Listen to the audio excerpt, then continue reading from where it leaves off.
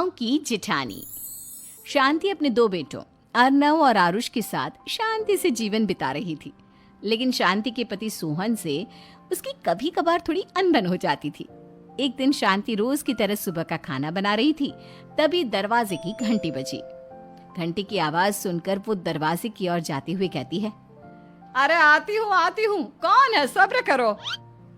शांति दरवाजा खोलती है तो देखती है कि उसके जेठ मोहनदास सामने खड़े होते हैं। वो सक पकाकर अपना घूंघट करती है और पैर छूकर कहती है, आइए आइए जेठ जी।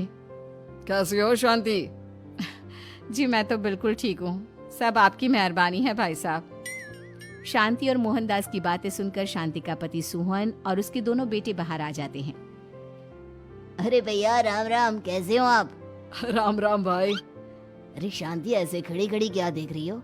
चाय कॉफी कुछ लेकर आओ, भैया आए हैं। शांति तेजी से रसोई की ओर आगे बढ़ती हुई कहती है, अरे मेरी माँ, गेट खोलने के चक्कर में मेरे तो चावल ही जल गए।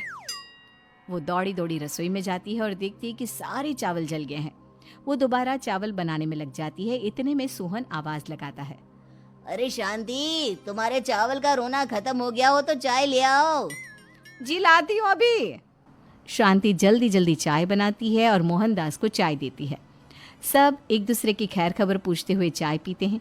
चाय खत्म होती ही मोहनदास शांति की ओर देखते हुए मजाक में कहते हैं, शांति, अब तुम्हारी चाय में दम नहीं रहा, अब हमें चाय बनाने वाली बदलनी पड़ेगी।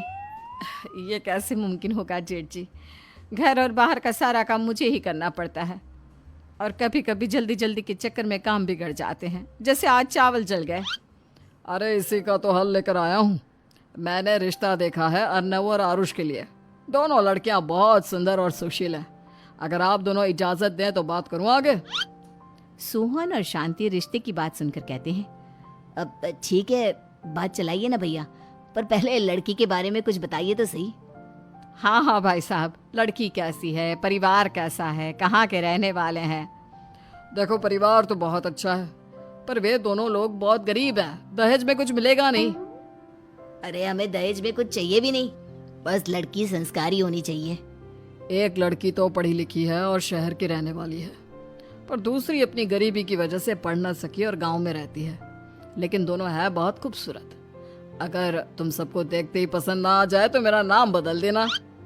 हाँ, पर तो हम आके मूंद कर भरोसा कर सकते हैं भैया। आप आगे बात चलाइए, हम शादी करने को तैयार हैं। कुछ ही दिन में अर्नव और आरुष की शादी हो जाती है।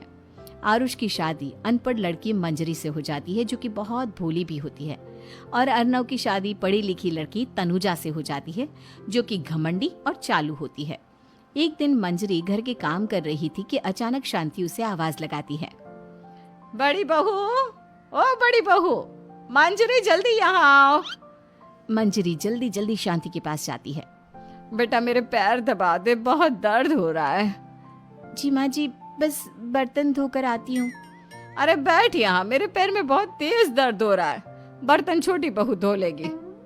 मंजरी शांति के पैर दबाने लगती है तो शांति तनुजा को आवाज लगाती है, छोटी बहू, ओ छोटी बहू। तनुजा थोड़ी देर से आराम से चलकर आती है। जी माँ जी, आपने बुलाया मुझे? आपको कोई काम था क्या? तू कुछ काम कर रही है या? शांति की बात काटते हुए तनुजा बोलती है, कुछ नहीं माँ, फोन पर अपने घर पर बात कर रही थी। अरे बाद में बात करियो अपने घर वालों से, पहले जाके बर्तन धो ले। तनुजा मुंह बनाते हुए अपनी जिठानी की ओर देखती है और मन ही मन कहती है, ये महारानी वहाँ बैठी है, ये नहीं कि बर्तन धो ले। मैंने इतनी पढ़ाई बर्तन धोने के लिए की थी क्या? तनुजा दांत पीसकर वहां से चली जाती है। अगले दिन सब दफ्तर चले जाते हैं, तभी डाकिया चिट्ठी लाता है। शांति चिट्ठी लेकर मंजरी से कहती है, बड़ी बहू, जरा छोटी बहू को बुलाना, एक चिट्ठी आई है। मेरी तो आंखें कमजोर है तो मुझसे पढ़ा नहीं जाएगा। मंजरी तनुजा के पास जाकर कहती है, तनुजा, तुम्हें माँ जी बुला रही हैं। मुझ पर हुक्म मत चलाओ, काम बताओ काम।